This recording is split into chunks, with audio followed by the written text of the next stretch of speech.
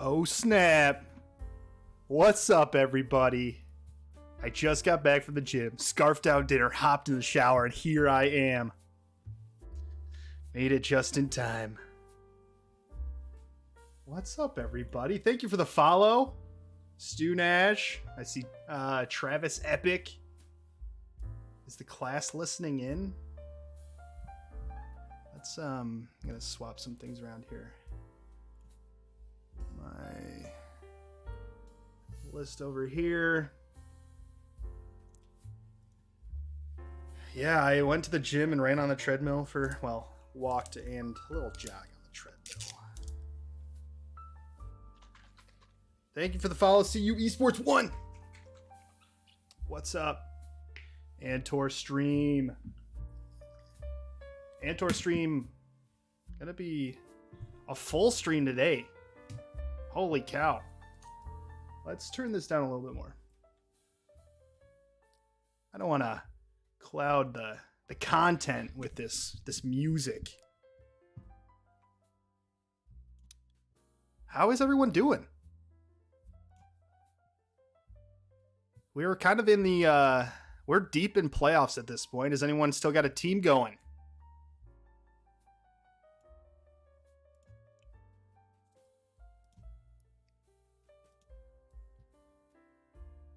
Who's got teams going still?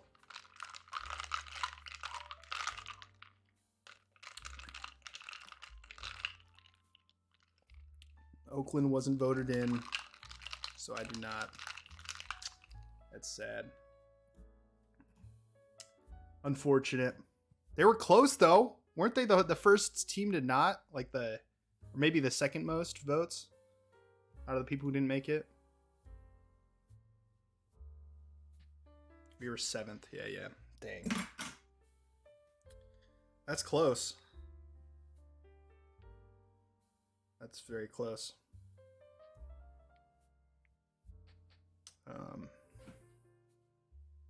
Coach Bird with the sub? Thank you, Coach Bird. Coach Bird over from Kennesaw State University. I think I saw Wiki was in here. Yeah, Wiki's in here. Wiki's got an emote. I gotta add some more. I gotta ask some of my other interviewees if I can use their faces as well. We'll see. I'm just really bad at coming up with stuff. Sades Gaming, CLoL, COD, Val, RL, World or NEC plus Worlds, R6, and Unified. Wow, y'all are still going strong.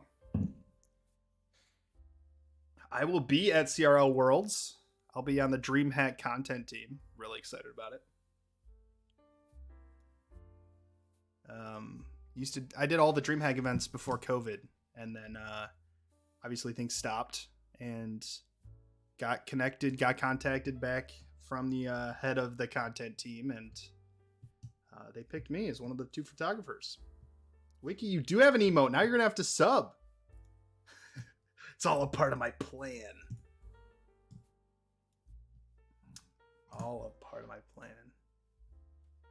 What's up, Travis? First time chatter. Am I in front of the entire class right now? That's the same Epic Travis, right? Yeah. Oh, look, Mom. Yeah. Bilski's got an emote.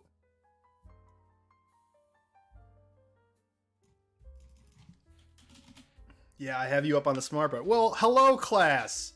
Today, you get to critique my broadcast and say everything that's wrong about it. And then you get to make a better one. I don't know. That's awesome. I'm actually going to speak to one of our intro to sports management classes next week. I did last semester and got invited back, so I didn't screw up the first one, which is good. Sweet. You are kind of in a class, I guess, at Shawnee State. I'm in a class. Travis Ekbick is a game professor at Shawnee State. And supposedly, I am on the smart board. Must be a slow day. Today we'll be discussing Scientology. I hope not. I hope that's not the plan. Well, let me do my little quick intro here. Welcome everybody to the Esports. What do I even call my show? Actually, time out here. Coach Talk? Maybe I should come up with a name of my show. That would be beneficial. I don't even know how I usually. Collegiate Esports Talk Show. All right. Welcome everybody to the Collegiate Esports Talk Show. I'm Coach Antor, and today we have a lot of topics to cover. We'll be talking about the NECC, a little bit of eFuse news if you're not caught up on that, and then just kind of cap it off with some CLoL. We'll talk about the bracket. I'm excited. Everyone's kind of given their prediction, so I thought I kind of had the ability, or I'm kind of forced to do that too, right? Okay, sweet. Yeah. Well, thanks everybody for tuning in. Banter with Antor. Banter with Antor. I don't know. It's lab day. They're working on their final projects this week. Ooh, that's exciting. Nice. All right. So today on the docket, we've got a couple different topics here. We've got eFuse, and we're going to talk about a little bit the Patrick Klein stuff that kind of came out on Twitter last week. It happened right after my show last week. So kind of worthy of some discussion today. And then we'll talk about the NECC. Everyone seems to love the NECC. Why do they love it? I actually hopped on a Discord call with Gloob, who's in charge over there, and he answered all my questions and should provide some valuable insight and some discussion there. And then finally, we'll wrap it up with some CLoL fun, and we'll banter with Antor. Banter with Antor. I don't know how you do it. Banter with Antor. Doesn't really work. We'll figure it out. One of the words will be messed up, and we'll talk about CLoL. So that's today. All right. Should we get started? Let's get started. I thought we would start with the eFuse stuff. I feel like we've got a lot of people in chat wanting to listen to NECC, so we gotta milk that viewership through most of the show. So that's what we're gonna do. That's some inside look on the business side of Collegiate Esports Talk Show. Again, name pending. I don't even like that word because I'm not, or that title, because I don't even cover that. I just banter with Antor would be better. We'll see.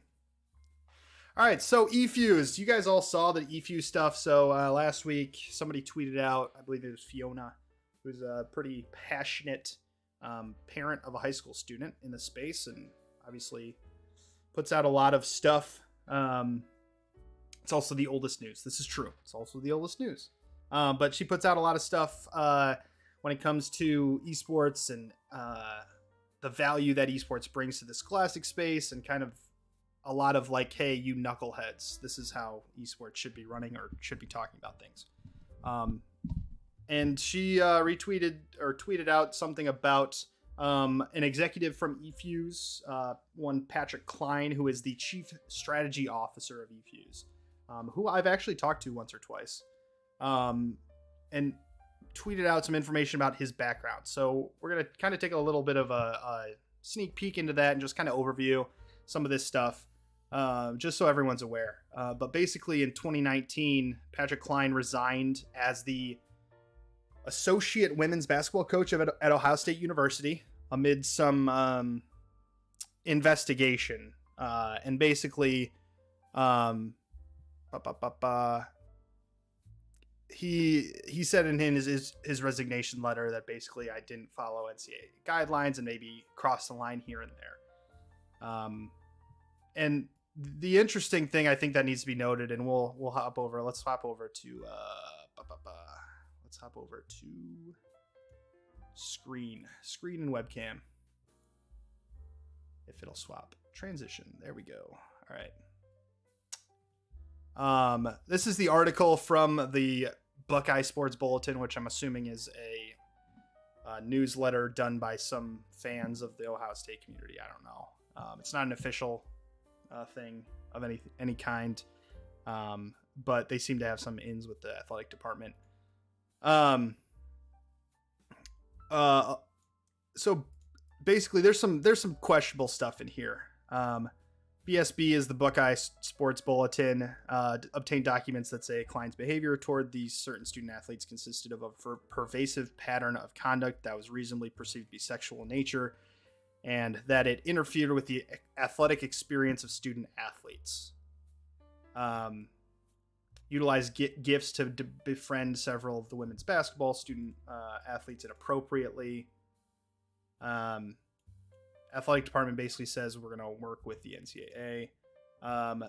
The report, which I couldn't find, it must not be public information or something. It says, regarding the sexual harassment violations, the report states that the concerns reported were regarding unwelcome sexual advances and or prohibited relationships with more than one student athlete during the course of 2013 to 2019. And additionally, they found out he was giving extra gifts and benefits to some of those. Klein denied these allegations of inappropriate conversations through any medium and denied that he ever spent one-on-one time with a student athlete. And then the next line, I think, is the rebuttal. It says, but despite Klein's denial, in the analysis of the findings, the report said the evidence supports all of the witnesses' accounts and also affected the credibility of the statements he provided. And why is this relevant to us? Well, let's look at my timeline here. He resigns August 2nd, 2019. And 2 months later, he takes a job at eFuse. And he is on the executive committee of eFuse, which recently has truly made a deep dive into Collegiate.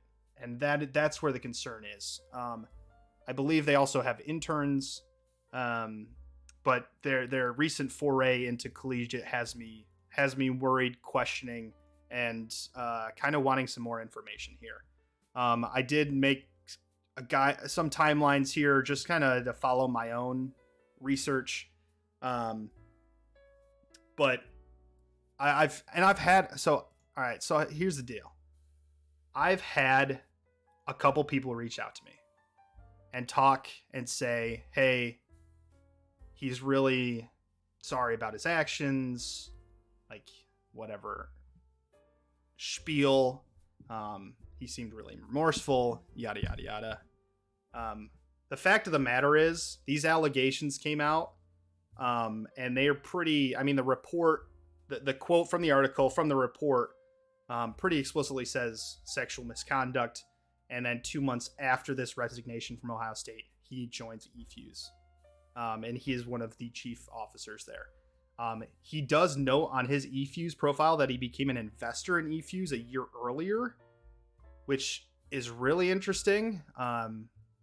Knowing Matt Benson, the CEO, was a student at Ohio State, there must have been a connection made there at that time. I don't know what that connection is. I'm not a reporter, but these are things that a reporter could dive into and find some interesting things. But I think it's something for all of us to be aware of. And I just don't like the idea of esports being, especially collegiate esports, being a haven of people who've screwed up in a past life and then find haven here in collegiate esports to continue doing what they're doing, maybe preying on victims if that were the case. There was no official court filings or anything related to that in this case. But I think it's something for all of us to be aware of. And it's something I think that eFuse should not be hiding. It seems like they actively hide. No, this is definitely Ohio State University. Oh, you're saying Benson went to Ohio University? That might be the case.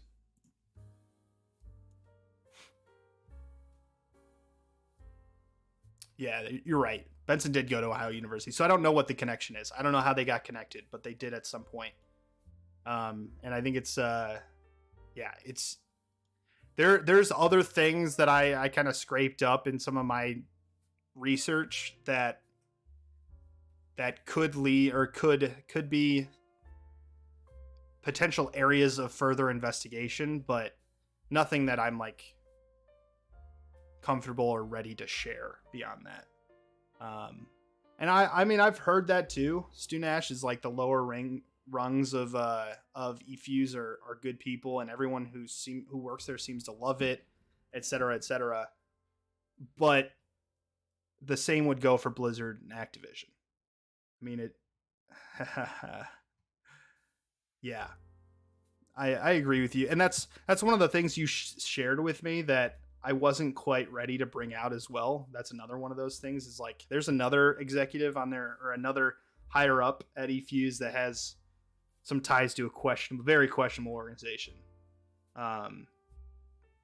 But another one of those things that I'm just like not ready to bring forth yet because I just don't know enough information. But this specifically is something that eFuse seems to be actively hiding. And I think it's worth noting that as soon as I retweeted Fiona's tweet about this, within 30 seconds, I had a message from the CEO of eFuse asking to hop on a call and talk about it. And I flat out told him no. I said, unless you have something that needs to be disseminated to the rest of the collegiate esports community, there's no point in us talking because I'm sick of secrets. Like, there are so many backroom conversations that happen in collegiate, and we're just supposed to like trust people of what was said and what was agreed on. And I'm so sick of that garbage. So yeah. And that was my response was no, I'm good. Yeah. Source, trust me, bro. Yeah. So that's kind of, that was an interesting, day. It's Bromigo says, is there a reason why no one else seems to be talking about this? Are they just doing a good job of covering up? Well, I think right now, an important fact of this currently is that there's no active investigation. Once he resigned from Ohio State, it kind of just went under the rug. And I think the other part is that there's no victims that anyone knows of or can communicate with or have come out openly. So there's not a lot to hide except this one article it was kind of a big news story too. Like it's on a lot of local stuff. But there's nothing actively to kind of hold them accountable for at this point.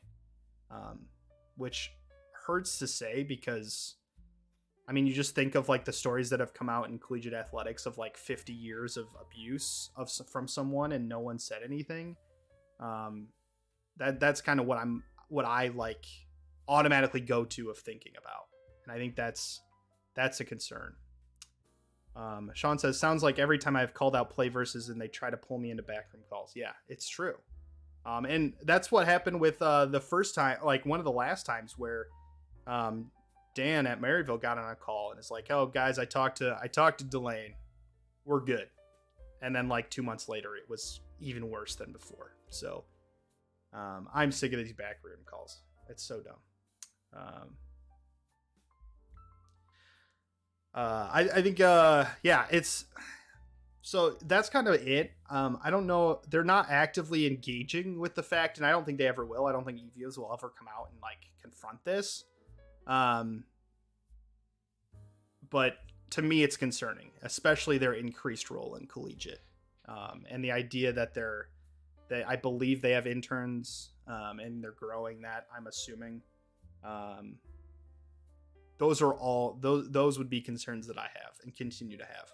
And I believe someone told me they're about to go through another funding round, and that this would be bad PR for this new funding round they have coming up.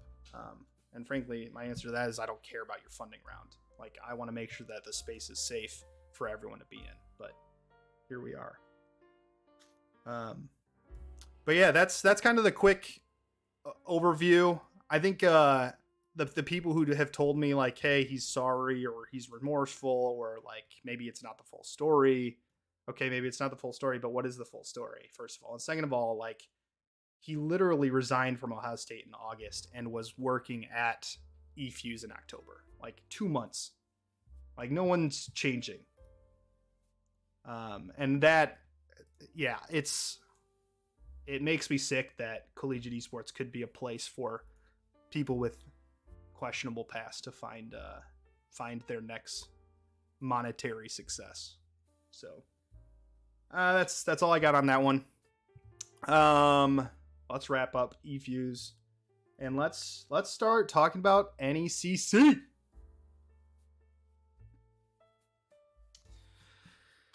Wow, that was eFuse is a hard topic, especially in my opinion, trying to disseminate some information, because I don't want to jump to conclusions or expect the worst or anything of that sort. But I also think it's really valuable for everyone to know the facts and to do your own research, and to be aware of what this is and what this might mean for the space. So that's what that is. Patch. NECC employee and long-term lurker here. Looking forward to today's conversation. All right. Well, let's talk about NECC. All right. So we're talking about NECC today. This is kind of my deep dive of the day. Kind of back a little bit here. Sean says it's a weird situation because what do? Stop playing in CCA and CCL? That just hurts the people who built those orgs up from the grassroots. That would be the same argument to be made of stop playing Activision Blizzard games. And I don't know where I would fall on that. I don't think the people at the bottom are worth... I don't know if that's necessarily worth not having the discussion and not demanding an answer, but I'm not looking to pull out of those leagues. I think the developers should be asking some of these questions. If they're going to be supporting eFuse and giving eFuse this much monetary potential and opportunity, that they should have some answers to these.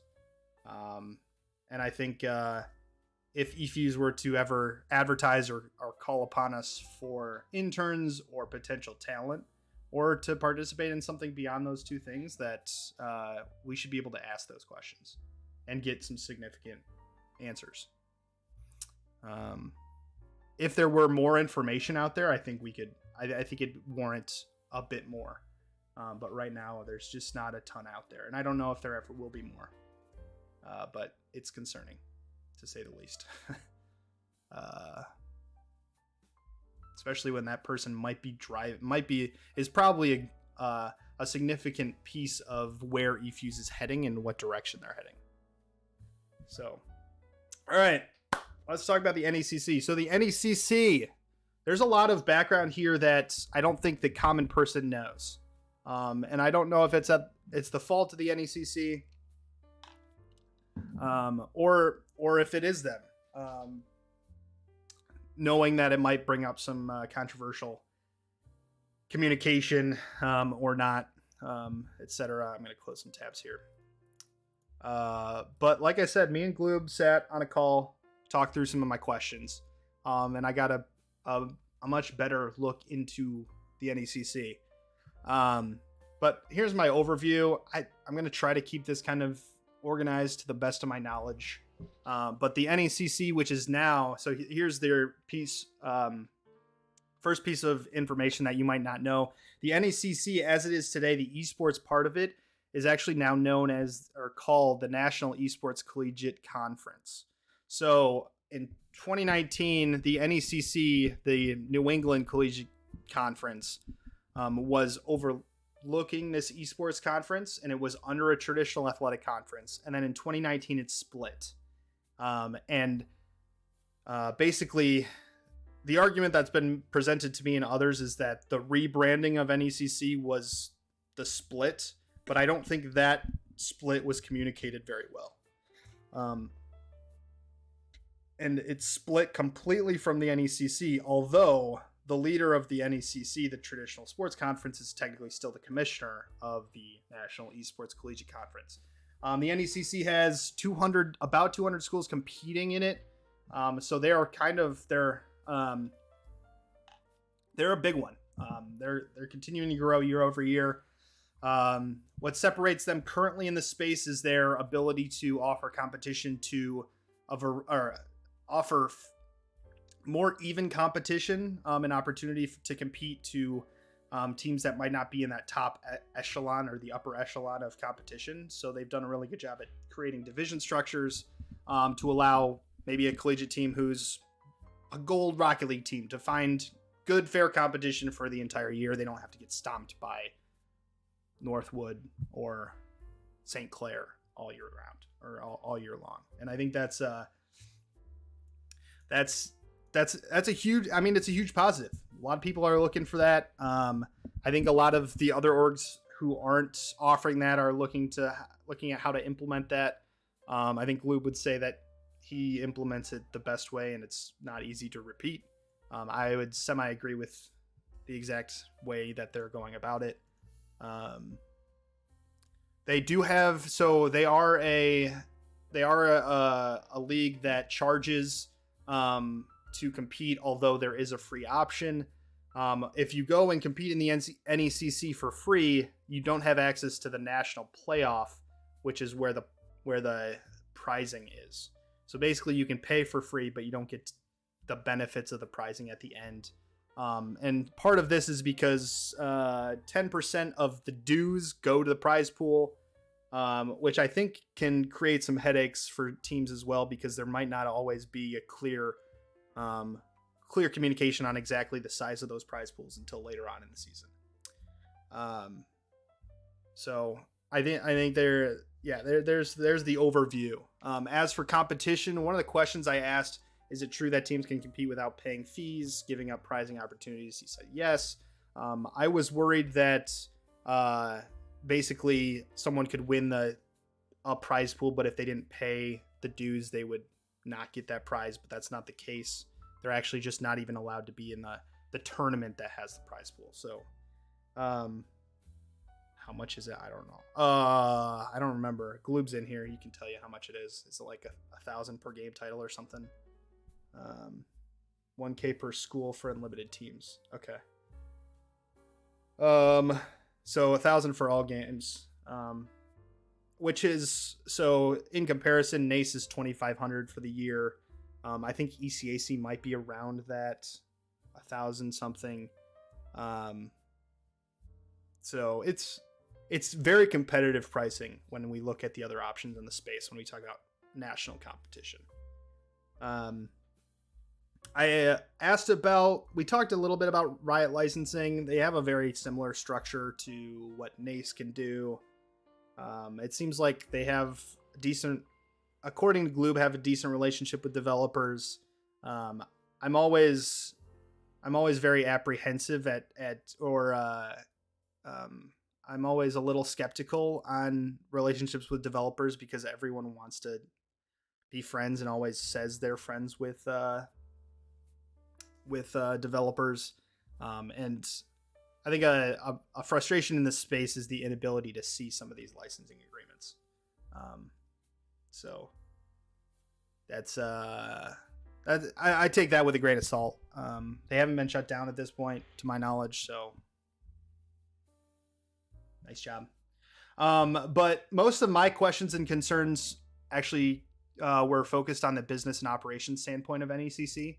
From my perspective, there was some significant difference in the pay structure of their commissioner versus the people actually running the conference, especially on the esports side. I think one of the things that a couple people at NECC pointed out was they said my tweet about the difference in salary from the commissioner of NECC and Gloobinator was misleading.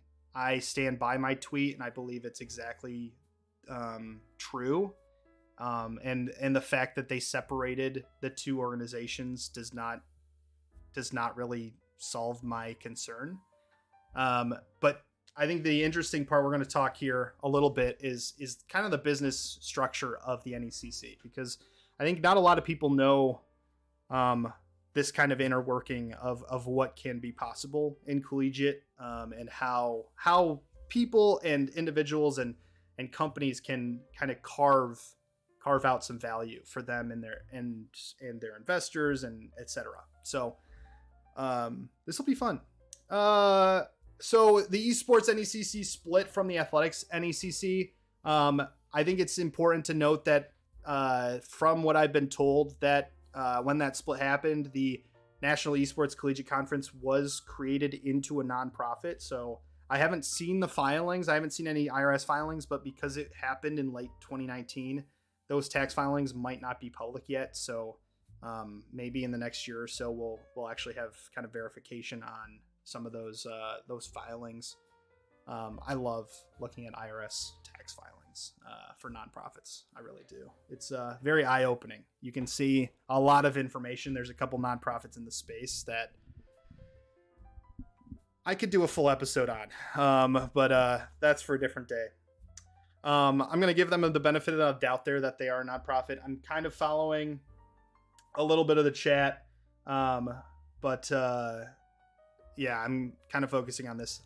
But here's the kicker. There is this nonprofit organization that basically runs the tournament. But in addition to that, Gloob and Jacob, who's the commissioner of the NECC, both NECCs, created a for-profit business. I don't know what the name of that for-profit business. It doesn't matter. But they created a for-profit business on top of this nonprofit, and that for-profit business owns broadcast and licensing rights to the NECC competition. In my quick research of how like the Big Ten operates, this is how, from my understanding, this is how the Big Ten is set up, like the Big Ten Conference versus the Big Ten Network, whereas the Big Ten Network is a for-profit entity. It's actually owned 51% by Fox Sports, and then the other 49% is owned by the conference. But so it's not like it's all above board. We've seen it in traditional athletics before, but I think it's an important distinction, especially when the same people are running all of it. And I think that's important. They split that for-profit business between the two of them. And there's obviously, from my perspective, a profit. There's a profit opportunity here, an investment opportunity here for both of those individuals and anyone who now or in the future has holdings in this for-profit business. I think, and to be fair, I'm pretty sure like this is probably similar. Well, the same concept and profiting opportunity or money-making opportunity can be seen on the NACE side as well. You see CSL kind of owning some of that broadcasting. They split the revenue between CSL and NACE, whereas the revenue would be just for the NECC. I don't know what money goes where, if they're pushing money back and forth. I don't know that. I'm not an accountant. I don't have access to those books. There's just a lot of opportunity to make things cloudy and not above board. And I think that's important to kind of distinguish. So that's kind of the business structure. So there's for-profit NECC who has the broadcasting rights, who can go sell the finals of NECC to some entity to broadcast wherever they want. And then there's the nonprofit, which is the tournament that most of you all as directors and coaches are involved in. I wanted to dig a little bit deeper in the board of directors role for the nonprofit. So the nonprofit has a board of directors. There's actually at least one of them in chat right now. And I've been told the answer to my question of, can you describe the role of board of directors and what they oversee? The answer was technically they have oversight over everything, but they have not taken up that responsibility as of yet. From my understanding, they've been acting more of an advisory role, answering questions that might come up about competition where the NECC should head.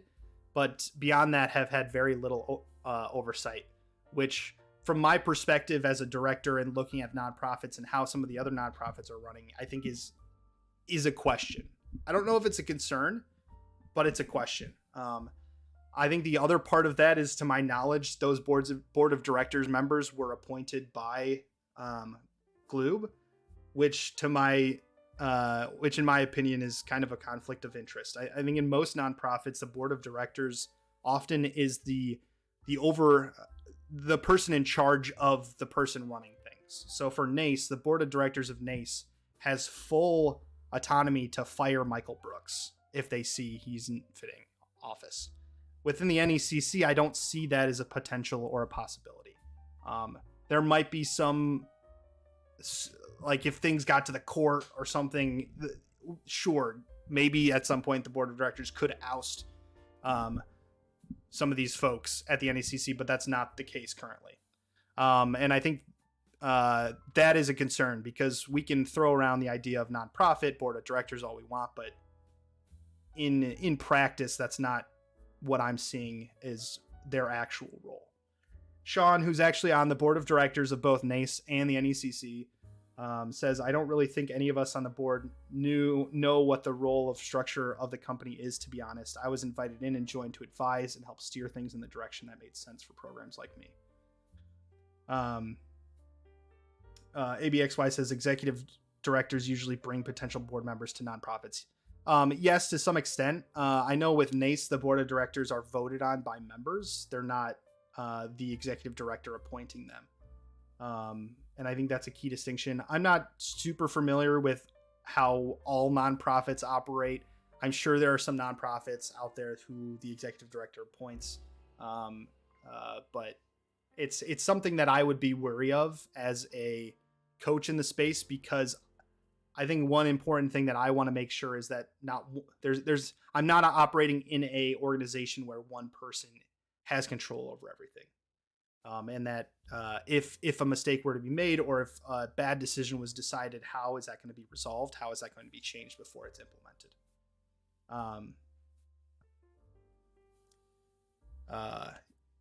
Yeah. So that's some of my concern with the board of directors. The other concern that I have truly, and it hasn't been brought up by anyone yet, but if Fiona finds out, y'all are going to find out, is all of their board of directors are men.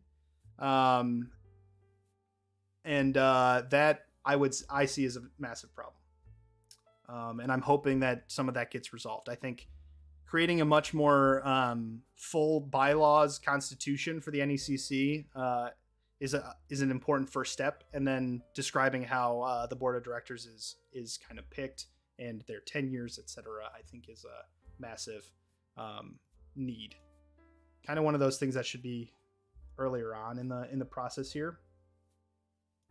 Gloob says there's 4 open board spots that are still haven't been filled. Well, there you go.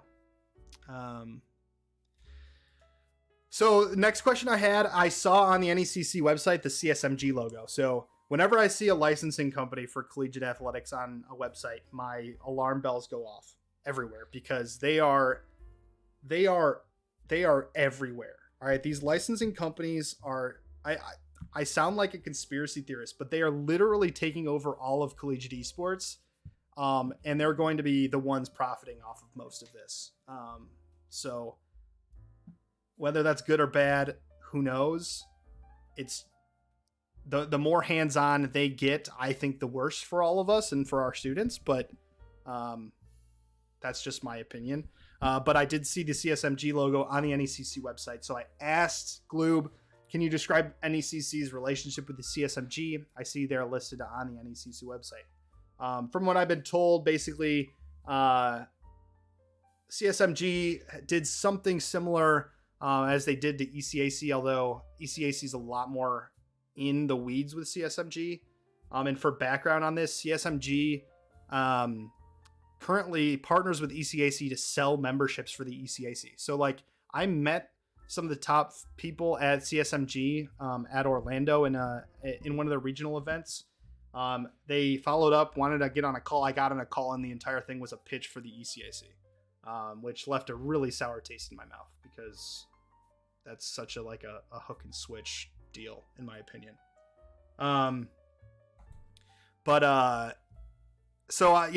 was asking, basically, CSMG had purchased the rights at some point to sell sponsorships or partnerships for the NECC.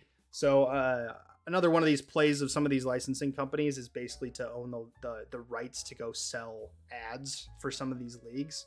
I think if that ever gets too big, that the developers are going to step in and stop that from happening, because There's some questionable stuff with that.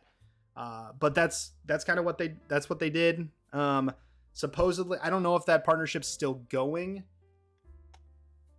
Esports U stepped in somewhere. Don't know the details of that. But again, there's a common occurrence right now happening, especially in the NECC of the potential looking at the broadcast and licensing of competition and to profit off of that. And I think there's significant problems here that we're going to see if something gets picked up by anyone, because these broadcasts have logos on them. And at the end of the day, the licensing companies want those logos. Like, that's the value that they're getting. It's not the competition. Like, I'm sorry, you're not going to sell a lot for the 6 players from Northwood playing the 6 players from Maryville, but you're going to sell the Northwood logo. And I think that's a definite problem. And it's not just NECC. Like, that's happening at every step of the way here. Collegiate, all of it. All of them are profiting off of logos that they don't technically have the rights to, or the rights to sell, in my opinion. So I think that's one of those things coming on the horizon that I think is for all of us to be very aware of. And especially those coaches and directors at big D1 schools. Yeah, I think everyone needs to take a step back and start doing some research on some of this stuff.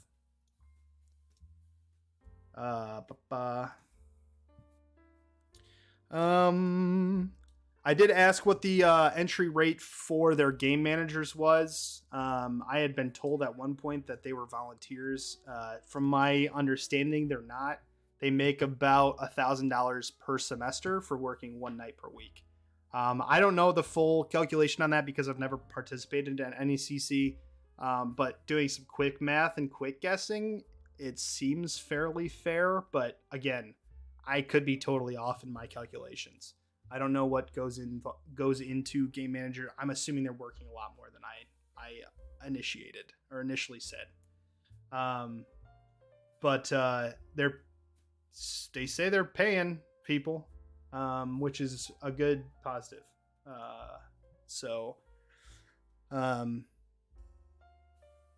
Yeah. I when I got on the call with Gloob, I honestly wanted it to be what I thought was going to happen. It was going to be a real spicy episode, but like I told him, it wasn't. He kind of ruined the spice with his answers, which is good. Like, I'm glad that NECC is functioning in such a good way, or in such a way. I think there are a lot of questions here, and I think people competing in the NECC should be asking some of these questions. But from my initial kind of investigation, I would say that there's not anything that's like overly concerning, in my opinion, at this point in time. I think there are always going to be questions. There are a lot of bad actors in the space. Thankfully, most of the leagues that were really bad have kind of gotten pushed out. NECC has gotten a lot of love. People really like competing in the NECC. They offer a little bit of a competitive advantage in how they do things. But they're also not going to be for everyone. There's going to be some philosophies that a league has that might not align with your philosophies. They might. I mean, we all have our own reasons for picking a school or picking a tournament or not picking a tournament. And I think that's important. And some of those reasons some of those concerns that I have are probably some of the reasons why I haven't picked to compete in NECC at this point, but it's also because I don't think we need to be competing in 5 different leagues. Like, I'm looking for a regional league and a national league. And right now, NACE is a really good option, in my opinion, for us. I think on the NACE point, like, I could do a whole entire episode on NACE without spilling anything that I'm not supposed to spill. I know. But I think what's really, really important for people to realize that they don't realize yet or have not realized is that NACE was started by the NAIA. And if you don't know who the NAIA is, go find out. They're basically the competitor to the NCAA. And they're heavily supported still by the NAIA. So if you are an NAIA school, all I can say is you're a coach or director at an NAIA school. All I can say is I would highly recommend you to be in NACE. And I highly recommend you get in leadership to help steer the direction. Because even long term, NACE is probably what you're going to be kind of stuck with, even if the NCAA were to adopt. Yes, NAIA conferences have esports as well. That's good. I know the WAC, which is where I was at Aquinas, had it. And that was one of the main reasons I got involved in NACE and stayed involved in NACE when I was at Aquinas, is like, it's an NAIA school. Like, the head of the NAIA is on the board of directors of NACE. Like, it's very intertwined everywhere. And I don't think that's talked about enough. There's a lot of sustainability like characteristics in that organization right now.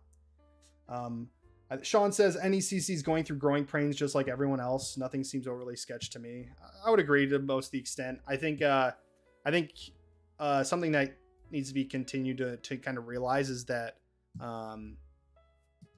NECC, like most other organizations, is underfunded. They're trying to do their best, but I also want to make sure in that process that they're not taking advantage of other folks at cheap to no cost. And I think that's a major problem in the space. And selling the promise of future riches or future payouts or future whatever, or exposure or experience, like that is not the answer. Like, if that's what an organization's doing, get them out. There are better options or more sustainable options for the students that are working and for the individuals working, in my opinion. And that's where my concern lies. But like I said, a lot of people are liking NECC. A lot of positive stuff out of the ECAC, although it almost seems like I wonder if the ECAC and NECC can kind of live in the space together, because I don't know if there's a lot of positives or negatives that one offers that the other one doesn't. And again, I think at some point a lot of us are going to realize we don't need to be in 10 different leagues. And I don't think it's sustainable or beneficial to our students.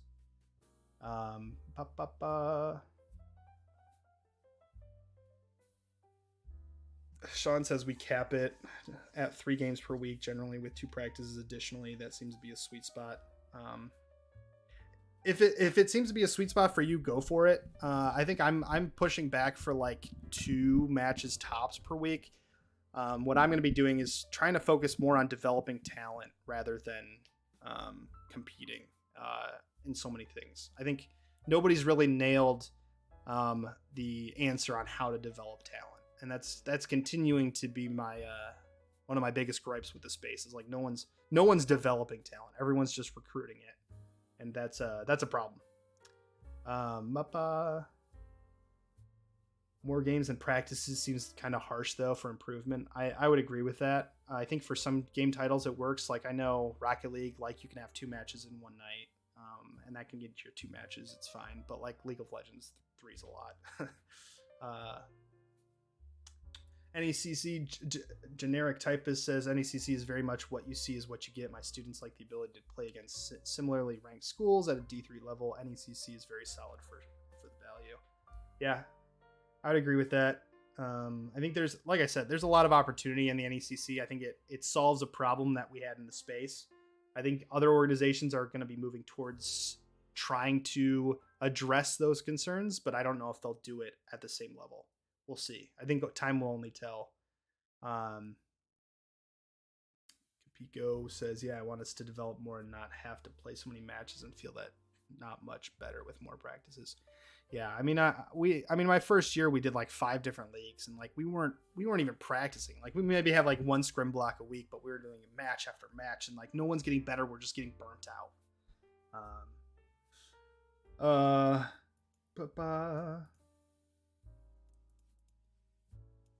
Wiki says I'm with Antor. 2 matches, 2 traditional practices, and 1 film practice is what I'm shooting for. Yeah, I'm aiming for 5 days of practice / matches next year.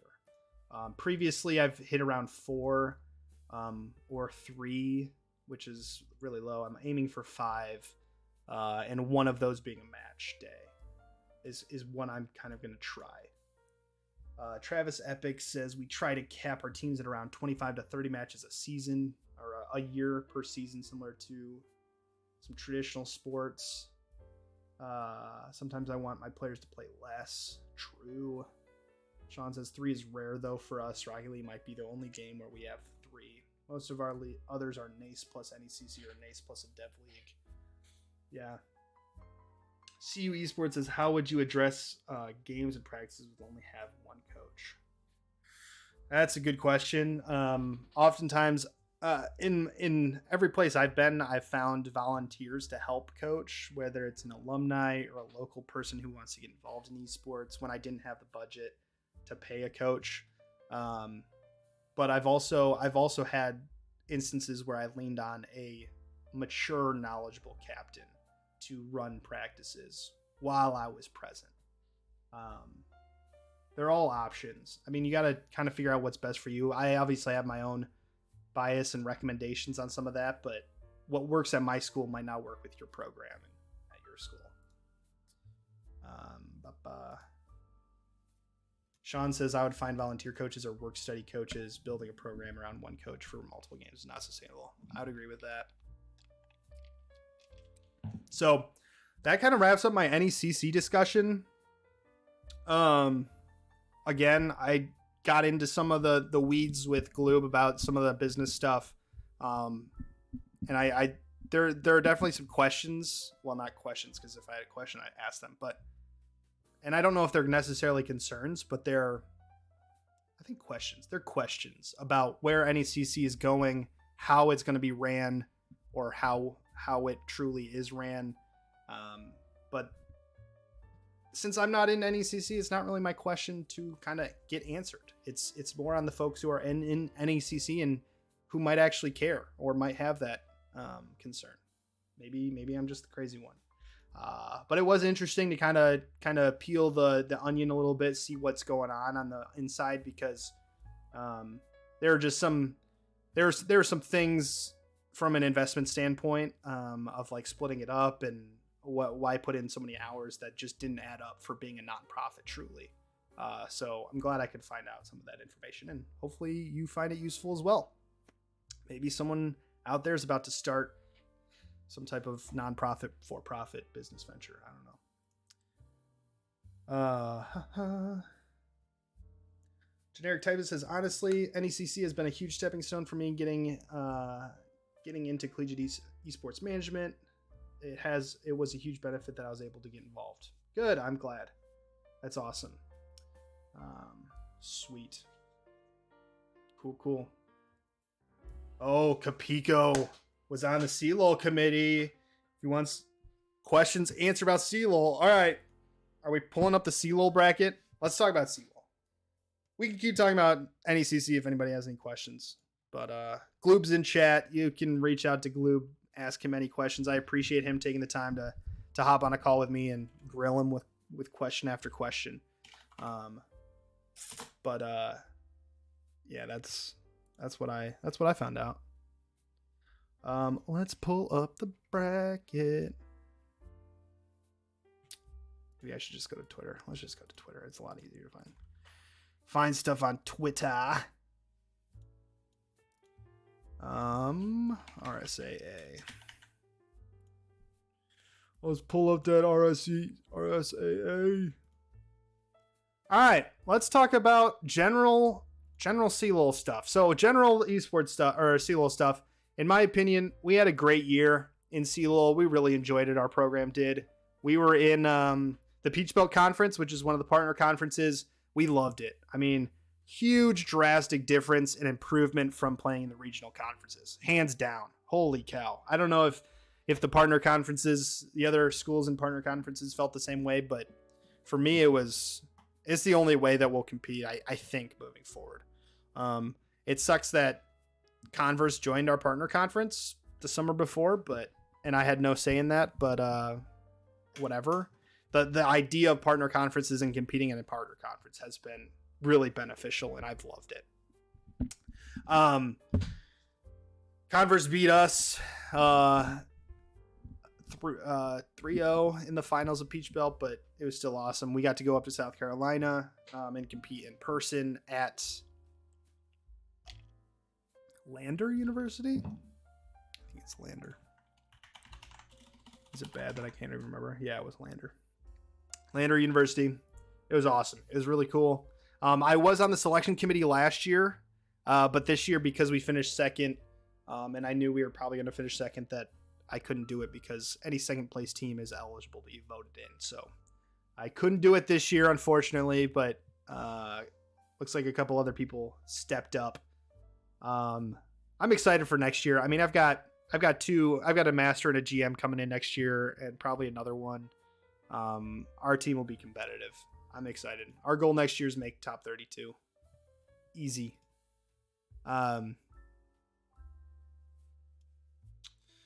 Kapiko says I coached Oakland, but we got nominated, so I got in. Oh, interesting. Maybe I could have. Maybe I could have applied and gotten in. I just didn't feel like it would be fair, right, for me to be on that committee. So I did not apply to be on it. But overall, I mean, I'm excited for this CLoL. I think there's a lot of excitement. I think just on Twitter alone, maybe I'm in the CLoL circle now, but it seems like there's a lot of excitement around this championship and what's going on. We've got a couple newcomers in this bracket that I think have some weight behind them in terms of fans and dedicated programs that have me excited. I love Winthrop, Maryville, BO3. No, dude. Winthrop making it past round one. We'll see. But I do like kind of how they do. I do like how they kind of seed it from the top 32. I don't know if I have this here. They do these groups. So basically, the seeding committee rates all the teams into these 4 groups. So they'll have a list of all these schools, and then they have to place them in top 8, and then the 9 through 16 teams, 7 through 24. And then you basically come up with an average, and all right, these teams are generally the top 8. These are the next 8. These are the next 8. These are the next 8. And then they do random seeding off of this into brackets or whatever, which is why we got kind of a lopsided bracket according to the pros. A little bit of a lopsided bracket. I think it sounds like what they're going to be doing in the future, or at least the committee wants to do, is to do these in groups of 4. So what that'll do is actually make it so in this instance, if these were the top 4 and then the top 4, which I don't think they're in that order, they're just alphabetical. But if these were it, Arizona and Bay State wouldn't be in the same 4th. But realistically, it'd probably be more like Maryville, St. Thomas, and Winthrop would not be in the same group of 8. So that is, I think that's a positive, a potential positive for the future, as they kind of look to improve it. But overall, I really like it. I think instead of spending probably 7 hours debating who's the 2nd seed versus the 3 seed in that group, it's better to just kind of let's just put them in a group. We know that they're towards the top. So I do. Yeah, of course, Chu likes the seeding. There's a lot of things going around saying that the left side of this bracket is a lot stronger. I don't know if that's necessarily the case. Yes, some of the maybe top 3 teams are on the left side, maybe on a good day, but I think some of that's a little bit dramatic. I think Winthrop hasn't been playing very well. I think you could argue maybe UST Maryville being on the same side sucks, but it is what it is. That's just where I'm at. Go blue. I don't know where the Michigan is.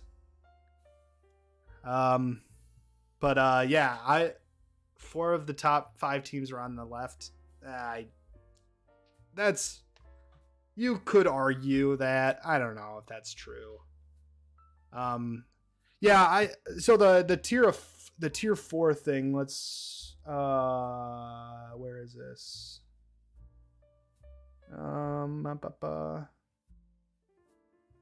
We had some arguments about the AM scene. So I suggested, crap, where is it? Crap. I don't even know where it went. Oh, here it is. I put under Justin Pelt's message about this seating or whatever. I said I'd propose changing the seating groups to groups of 4. I like the concept of grouping by group or seating by group, but there's just, yeah. And Sean, who was on the committee, says has been discussed already and fully agree with your statement. So it sounds like the committee's kind of in the same boat that they think the groups of 4 would be better. But at the end of the day, we don't know if that's going to be true or not. I think there's some good ideas, some bad ideas out there. I don't even know if it's TISA who has the final say or if it's the board of the RSAA. I'm assuming it's TISA, just from kind of what I think I've seen in the space historically. Yeah, expanding to 40 to 48 teams, I think that wouldn't make a very pretty bracket. Like, I think you'd have to expand to 64. Unless if you had, like, I guess you could have buys. So people could have buys in the first round, technically. I don't think so. There's a lot of people out there who don't like the partner conferences or are like they're too weak.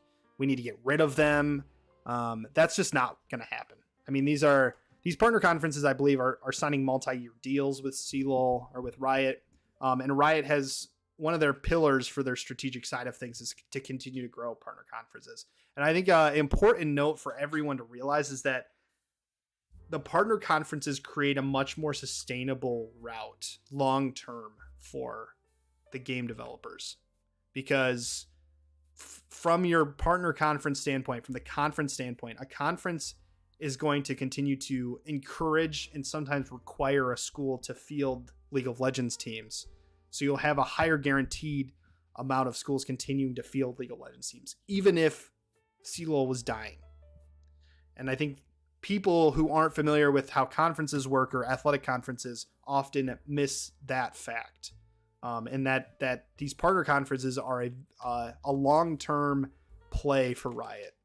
And from my perspective as a director, they are amazing. Like, versus not being able to drop more than one game or one match, like, that is so stressful. And once you drop that second match, it's all useless. Like, partner conferences offer a much better alternative. And I just don't think that some people in the space just don't see it that way for some reason.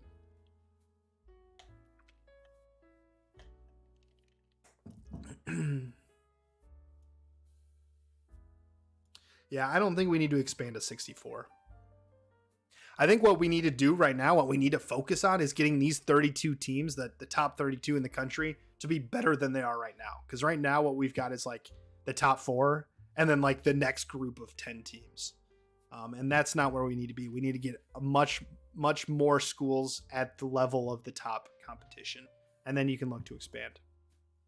But right now, I mean, I don't know if you need to create more seats at the table.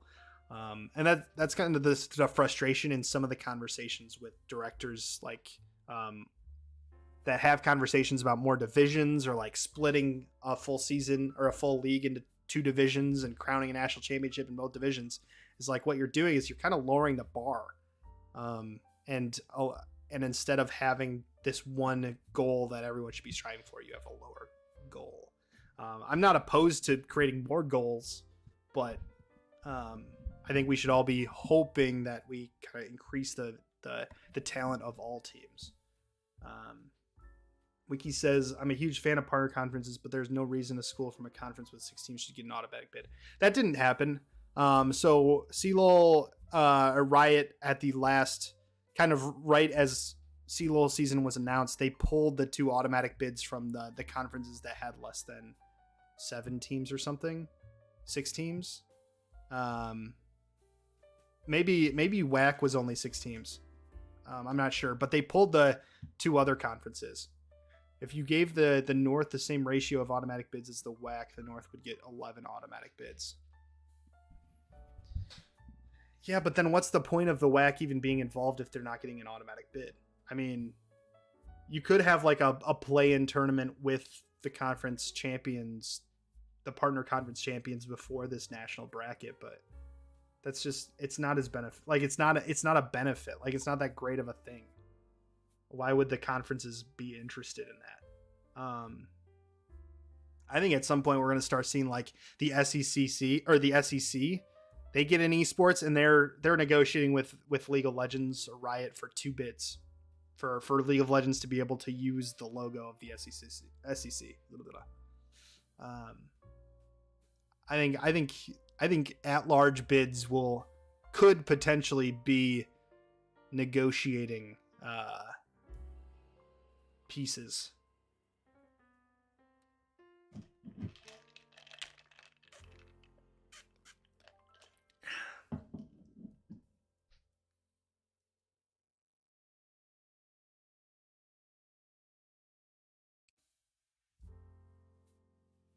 Yeah, COVID does look bad in China. I listened to NPR every morning, and they were talking about how it's really bad lockdowns in Shanghai and stuff right now.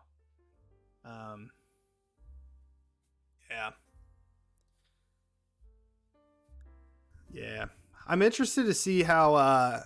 Obviously, I'm really excited about this CLoL playoffs and how it kind of comes together and the excitement around it, and I'm excited about it.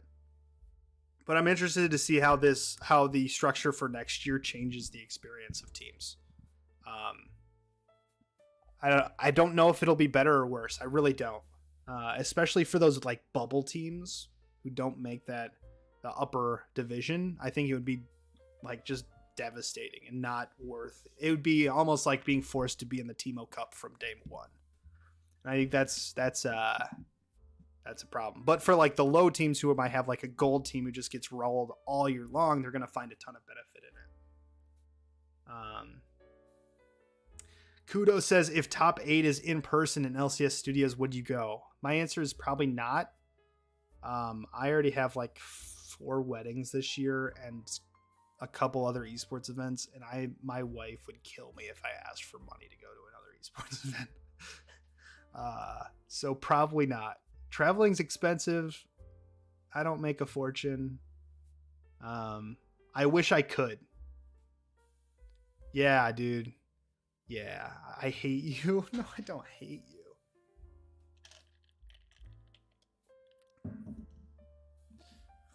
If there's an opportunity where someone offered to pay for my hotel and lodging or my hotel and flight, like I'm there in an instant. I also don't even know when is top 8. That might be a weekend of another esports event. When is top 8? No, Adam at Gateway. I know. My sister's my sister's wedding shower is July 4th in Boston. It's like the end of May. CLoL 2020 top 8. Let's see.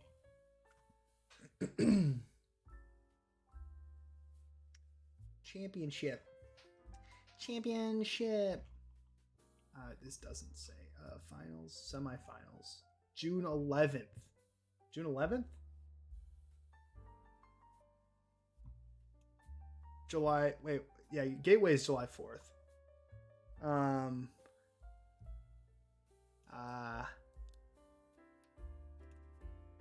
Oh, that man, I'm so jealous. Greg, no. Finals is June 12th. So quarterfinals is June 9th. What am I doing that weekend? So the weekend before, I'm in Dallas for DreamHack. I don't have anything that week. The 9th through the 12th. That would be so cool to go to CLoL in person. That'd be so dope. I wish. I so wish. That would be awesome. Maybe next year? I don't know. I don't have a lot of like disposable income to just use on whatever I want to do. I also don't have a ton of time to just like fly to LA for a weekend. but it would be cool. You want every game in person? I want every game in person too, but that won't fit in my schedule. Or I mean my budget. Maybe one day. I think some conferences might be more close to that than we might realize, to having all their matches in person. But I am not. I'm also not in a partner conference that is close to us. Like most other teams in our conference are in South Carolina.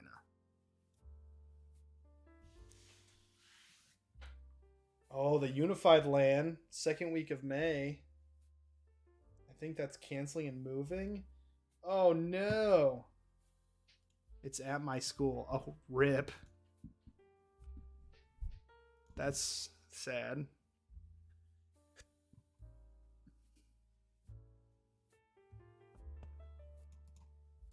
I think one of the coolest things is discovering that the team that I used to coach has a Wikipedia page. That's so dope to me. That like I had a hand and I'm listed as a former staff member. It's so cool. And it's not just like red font, it's an actual page. I think it's pretty sick. Maybe we could work something out to split a room for CLoL. That won't even, like, that's not even half the problem. Most of it's flight. I mean, if I could get there, I would force Greg to let me sleep on his floor. Chad would have to forgive me for all the crap I've given Harrisburg over the last 2 years, but yeah. Greg doesn't know it yet, but that's what I would do. I'd sleep on his porch. I'd do that too.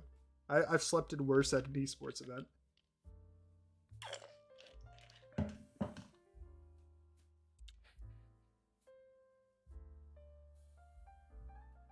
Yeah, we haven't gotten any information on if top 8's in person yet or not, have we? Tiza seems really kind of in tune to what's going on when it comes to COVID, and really wants to make sure that we make the right call there. So, that's not what I want. So I don't foresee an answer for that until probably a month out. Is my guess. All right, the fighting games folks are taking over the chat and talking about fighting game stuff, and I ain't about that life, so probably gonna wrap things up here. I'm not gonna put any recommendations or guesses out for CLoL bracket because I'll get them wrong. Yeah, sorry guys. This isn't a fighting game chat. This is collegiate esports in general. We don't. And this April 19th was the day that Antor was canceled. Put your bracket up? No. Nah, go check out your bracket. Go check out Capico. I don't even know how you pronounce your name, but you can check this bracket out on Twitter. Adam is gatekeeping. Okay. No way, no comment. But I appreciate everyone for stopping by. This was a good episode. Good episode. If you guys have any questions about any of this stuff, feel free to reach out. I'll share whatever I've got. But I appreciate everyone stopping by, and we'll see. Will Harrisburg make top 8? No chance. You know, I have correctly stated the last 2 years that Harrisburg continues to underperform. All right? I'm just telling you right now, like, if I had multiple full-time staff members, full-time coach, full rides for all my players, if anyone has that, the expectation should be top 4 every time. And that's just not what Harrisburg's done. Sorry. Top 4 isn't underperform. Yes, it is. It's underperforming if you have those types of resources. They're good against teams that try to not play the game. Fair. But I stand by my statements with Harrisburg. I mean, if And this would be the same with any other program that has that level of resources and isn't finishing top 2, top 4 every year. It's sad. It's sad. Right? All right. Shane says, totally agree. Or Sean says, totally agree. HU should be top 4 in like 5 game titles with the resources they have. Yeah. I mean, look at St. Clair. Look at the resources they got. And they're on CRL and everything. Like, bro. Look at Northwood. Northwood's not, I mean, the resources, bro. Bay State top 4. Bay State, I haven't been impressed with their League of Legends play, but I haven't been watching recently. I mainly watch them at Gateway. And from what I've been told from other teams is kind of the same thing. Like, not a ton has changed. Just wasn't impressed. But they have like their JV team, according to Gangster, is like 4 challengers and a GM, and that's their JV team. So I don't know. There's a lot more to a team than just recruiting and talent. All right.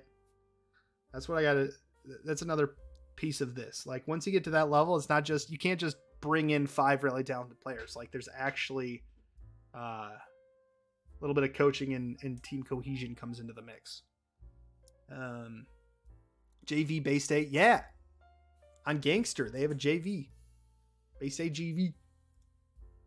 And, it's 4 challengers.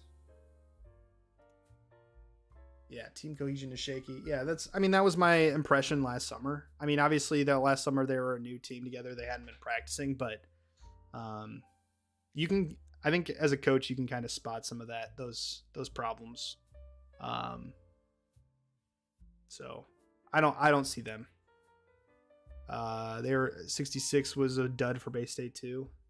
Yeah, I don't see Bay State going very far. They'll probably be Marist, but up against SLU or York, I don't know. It's questionable. And then you put them up against Illinois State or St. Clair, of course, I have to say it. UCI, I just don't see them getting that top 4. I just don't. But who knows? Wouldn't it be funny if U of NA beat Harrisburg round 1? Wouldn't that be interesting? I don't think it'll happen, but that'd be hilarious. Or it'll be like a 2-1 where like Harrisburg takes game 1 or maybe drops game 1 and then it's like, oh crap, we got to get together and then get the next 2. You say they're not good, but have you seen how much I dog on Harrisburg? Adam, if a LAN happens, come stay in my apartment. See? Me and Chad will battle it out. HU to the moon. I'm a Michigan fan, so I can't root for Michigan State, but Michigan State, man. But I also question, like, how have none of these Michigan State players graduated? I feel like it's been the same dang roster for the last 3 years. Like, how old are these people? Like, how are they keeping them as students for so freaking long? Like, it's the same roster as 2-3 years ago. Like, dude, what the heck? Get these kids out, graduate them. All right, I'm gonna sign off here. Thank you everybody for stopping by. I appreciate y'all. You guys are awesome. I've never raided anyone. Should I raid someone? I feel like I have this opportunity to kind of help out somebody in Collegiate here, and I don't know. We could raid NECC. Should we raid NECC? Let's raid the quarterfinals of NEC Rocket League. Just because they love me so much. All right. Stick around. Let's go check it out. I appreciate all of you. You guys are amazing. 13 viewers are ready to raid the NECC Esports. All right. Peace, everyone. Have a good one. Appreciate you.